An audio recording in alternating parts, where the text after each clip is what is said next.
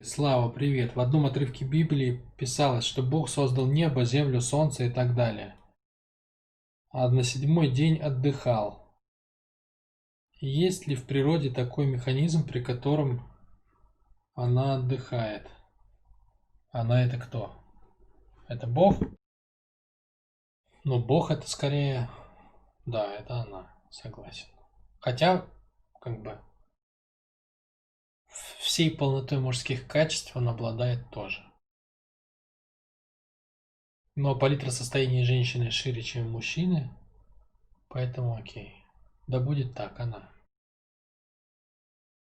А, ты имел в виду природу, наверное, да? Отдых природы ты имел в виду, а не Бога. Все, я понял. Ну, это для меня одно и то же, поэтому все рассуждения выше в силе. Значит, короче, отдыхает ли природа? Отдыхает ли Бог? Ну, начнем с того, что я не знаю, что стоит за этим смыслом. Да? То есть я не знаю, что там имелось в виду. Может быть, я даже и читал об этом когда-то, но если да, то я не помню. А скорее всего, я не читал об этом. Библию, с моей точки зрения, надо воспринимать как иносказание. То есть все вот эти истории, которые там, ну, вы сами знаете, что у Библии есть много слоев смыслов, да, то есть у нее разная глубина кодирования есть, да. То есть есть кодирование поверхностное, что можно сесть с ребенком, сказать: садись, Васенька, сейчас мы почитаем с тобой Библию, и читать разные истории, да. Можно читать ее как там историю там, определенных народов, можно читать ее как историю взаимоотношений человека и Бога, можно читать ее как эволюцию эго, можно читать ее как инструкцию к саморазвитию. То есть у нее много слоев прочтения.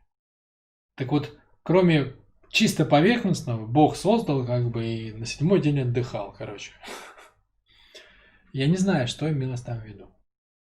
Но если мы говорим о цикле создания чего-то нового, да, то есть, ну, когда мы что-то с вами создаем, если как бы мы говорим про человека, то у него, безусловно, в этом цикле должен присутствовать отдых. Ну, грубо говоря, может быть, нам пытаются донести, что деятельность, активная деятельность, там, когда вы в жизни самовыражаетесь, созидаете и все такое, да, после вот циклов из 6 дней на седьмой день должен быть, ну, грубо говоря, отдых и наслаждение обратным состоянием.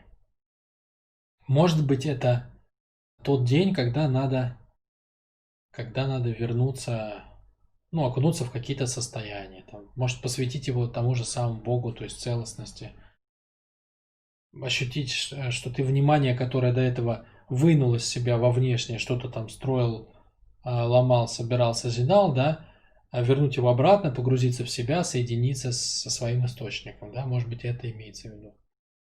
Есть ли непосредственно в природе процесс отдыха? Ну, сложно сказать мне. Вот так сходу не знаю, не могу ответить. Не могу ответить, надо подумать. Смотря что называть работой, как бы кажется, что и этого нету в природе, да? То есть для человека, так как он, да, вот кажется, я нащупал.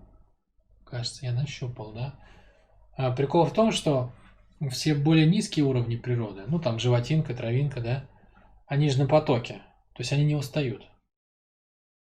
Не бывает такого, чтобы усталый папа лис приперся в нору без сил вообще. Притащил в зубах какую-нибудь мышь, да, и от усталости выронил ее на пороге, и она сбежала. Вот. Еле дополз до кровати, сказал: не уйдите, никто не трогайте меня, я устал. Такого нет, да? То есть животные не устают. Звери не устают. Почему они не устают? Потому что они не напрягаются. Они на потоке, да? То есть животное делает все не своими силами. Они не делают силой мышц, да? Они опираются на окружающее пространство, на инстинкт. То есть оно само не думает, вместо него думает инстинкт.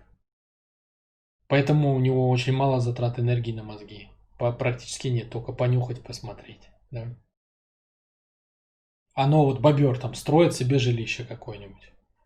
Но у него же нет такого, что он там мышцы накачал, ходил там или что-то в этом роде. А оно само все строится, он не парится, там про проект не думает, если развалится, переделает.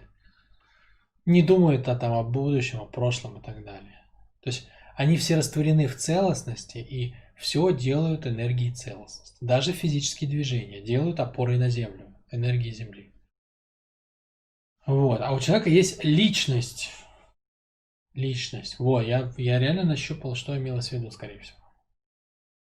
Личность – это высший уровень развития Вселенной. И личность отрывает человека от потока. Так вот, 7-й день нужен, чтобы вернуться в поток.